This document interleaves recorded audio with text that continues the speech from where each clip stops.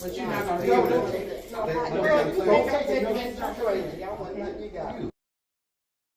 Oh, wow. There's no reason for all of that, sir. This is my. Wow. Why is it defending you? It's like defending. All right, then. Let me vote. Okay, Jamie. Okay, we ain't got nothing else to say. We ain't got nothing else to say. Wow. We cannot serve him, and we're gonna move on. Next in line. I say what? There it is right there.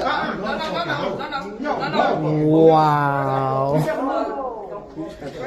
Oh, wow. God.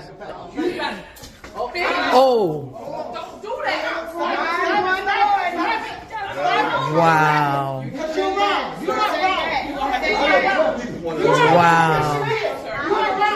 Wow.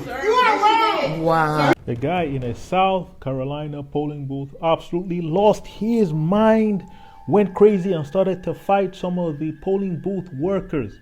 That was because he was asked to leave due to the fact he had a Trump hat, which might shock some people that you actually have certain rules that apply in a polling booth. Now, did the law in Carolina say that the polling workers were correct and could eject him, or was he unjustly removed and told that he couldn't vote because of his hat?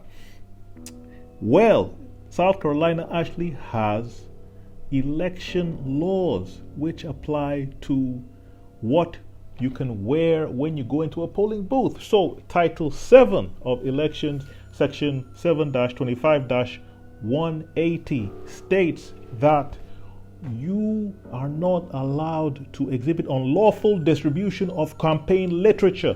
Specifically, the section of the code that applies states it is unlawful for a person to distribute any type of campaign literature or place any political posters within 500 feet of any entrance used by the voters to enter the polling place during polling hours on election day and during the early voting period.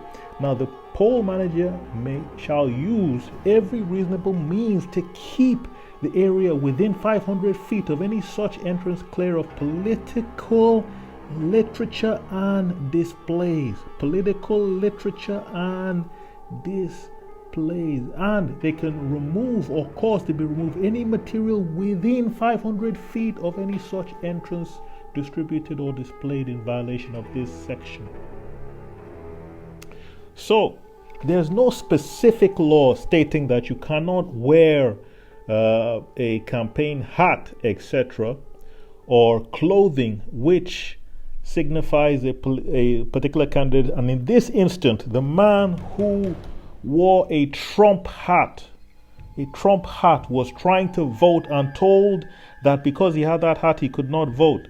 So, although there isn't a specific law, there's a general catch-all law, and obviously that Trump hat would constitute a political display under the aforementioned section of the South Carolina Code, which would prevent him from being able to wear that hat if the polling manager objected, which they did.